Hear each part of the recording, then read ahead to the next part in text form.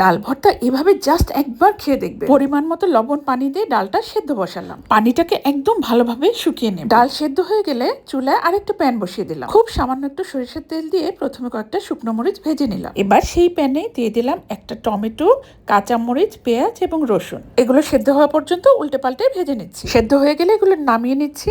এই ভাজা উপকরণগুলোর সাথে আরো কিছু উপকরণ অ্যাড করছি। দিয়ে দিচ্ছি একটু বেশি করে পেঁয়াজ কুচি, ধনিয়া পাতা এবং লবণ। এখন সবকিছু হাত দিয়ে খুব ভালোভাবে চটকে নেয়ার পালা। হাত দিয়ে যত ভালোভাবে মাখা যায় ভর্তা কিন্তু ততই মজা। এবার এর সাথে সেদ্ধ করা ডালটা মিশিয়ে নিচ্ছি। ডাল মেশানোর পর এখন আবার মাখামাখির পালা।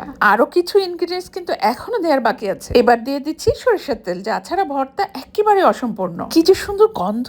ভর্তা মাখানোর একদম শেষ পর্যায়ে দিয়ে দিচ্ছি লেবুর রস। এটা কিন্তু আপনারা অবশ্যই দেওয়ার চেষ্টা করবেন। হয়ে গেল একদম ইউনিক রেসিপিতে ডাল ভর্তা। আশা করি আমার আজকের রেসিপি আপনাদের কাছে ভালো লেগেছে। কমেন্ট করে অবশ্যই জানাবেন।